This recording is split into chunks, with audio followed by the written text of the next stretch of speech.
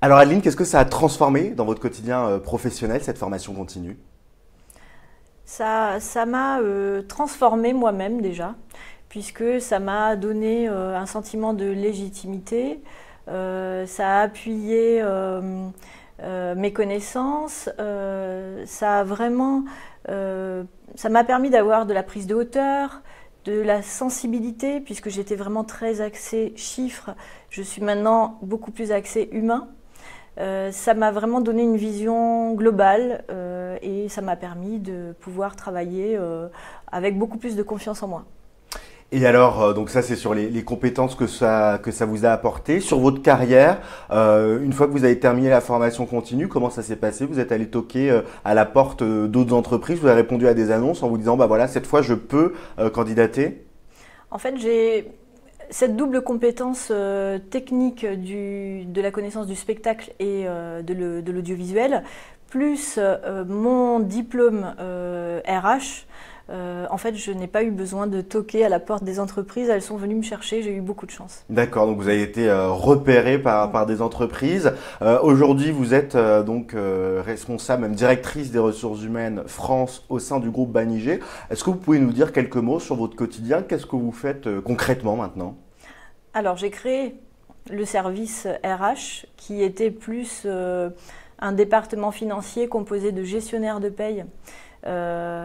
Donc j'ai légitimé la fonction RH en recrutant du personnel autonome et j'ai également recruté une adjointe qui me permet de pouvoir me consacrer sur les sujets RH au quotidien, donc la formation, le recrutement, l'accompagnement des salariés, les entretiens annuels. Nous avons des journées qui sont très chargées, très complètes.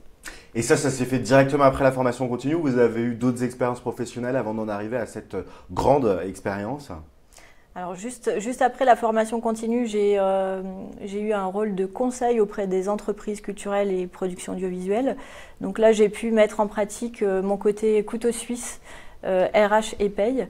Et ensuite, j'ai intégré un autre grand groupe de la production audiovisuelle qui s'appelle Endemol, où là, j'ai vraiment été axée sur la politique de rémunération.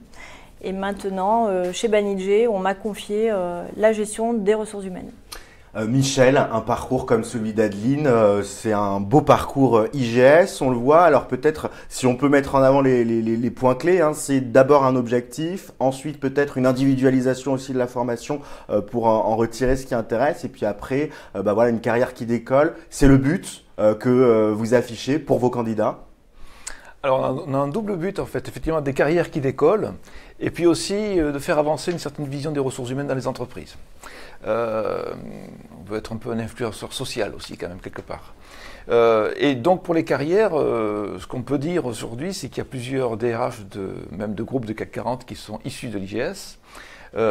Et d'un certain nombre de groupes ou d'entreprises ont des personnes qui sont issues de l'IGS comme directeur des ressources humaines. Il y a à peu près 16 000 cadres ressources humaines en fonction aujourd'hui dans les entreprises françaises. Donc c'est un réseau assez considérable. Absolument, et très actif et en même temps, je dirais, qui apporte une vraie patte professionnelle mais aussi humaniste dans les entreprises. Ensuite, sur le côté comment on va vers ça en fait, ça bouge aussi aujourd'hui. On voit bien que les personnes ont des carrières qui nécessitent de s'organiser très fortement, aussi des opportunités qui peuvent arriver vite ou des moments, je dirais, plus importants où on peut se remettre en cause. Là aussi, pour avoir accompagné pendant plus de 10 ans maintenant des personnes dans les formations RH au sein de l'IGS, des adultes, donc je vois bien que ça vient à un moment de la vie des personnes, un moment personnel de la vie des personnes et pas que professionnel. Il y a un peu les deux choses qui sont ensemble. Et donc de fait, on va vers une individualisation des parcours. Aujourd'hui, on a des personnes qui nous disent, écoutez, là j'ai une mission dans l'entreprise que je dois prendre. Donc il me faut à tout prix une spécialisation. Tout à l'heure on parlait des rémunérations, par exemple, là-dessus. Et une fois qu'ils ont pris goût à ça, ils nous disent ah ben, je voudrais bien une deuxième bloc de compétences et puis finalement je veux faire le titre complet. Voilà. Et puis j'ai peut-être aussi, dans l'expérience que j'ai déjà, une validation d'acquis d'expérience à réaliser.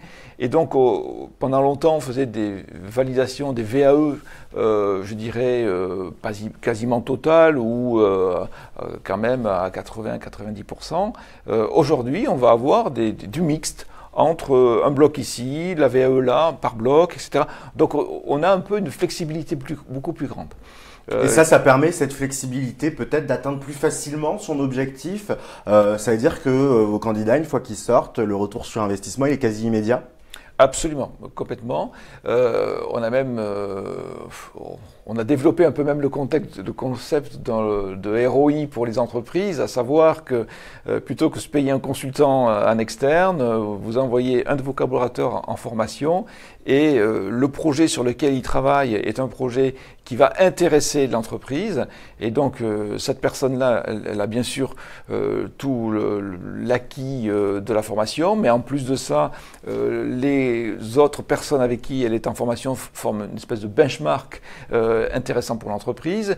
Et puis, bien entendu, les intervenants ou les accompagnateurs de mémoire ou de projet peuvent être aussi des consultants qui viennent aussi apporter quelque chose.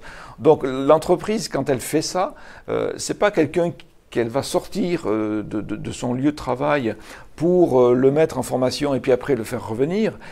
C'est vraiment un acte managérial qui fait que, bien sûr, la personne va se former et va acquérir des choses pour elle-même, son employabilité, son développement et tout ce qu'on veut, mais l'entreprise elle-même va aussi en bénéficier immédiatement.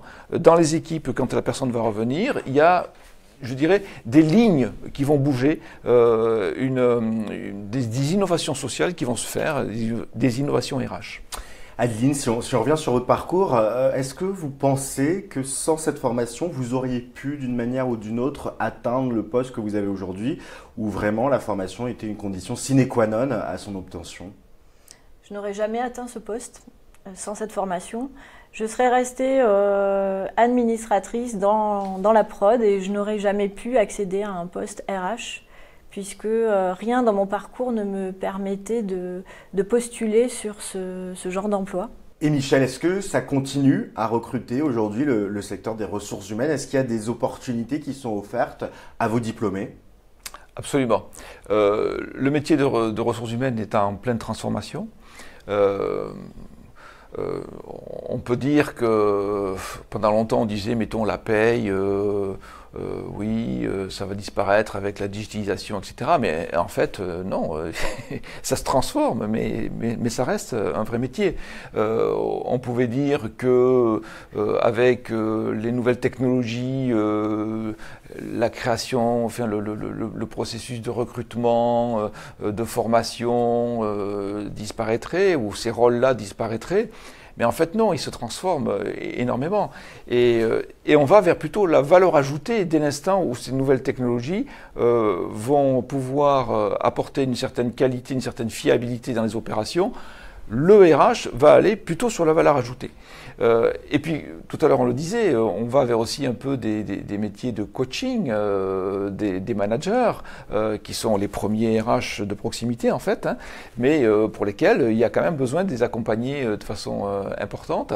Et puis, on va avoir aussi la transformation de l'entreprise, enfin, le premier, je dirais, la première ressource d'une entreprise, c'est vraiment les hommes.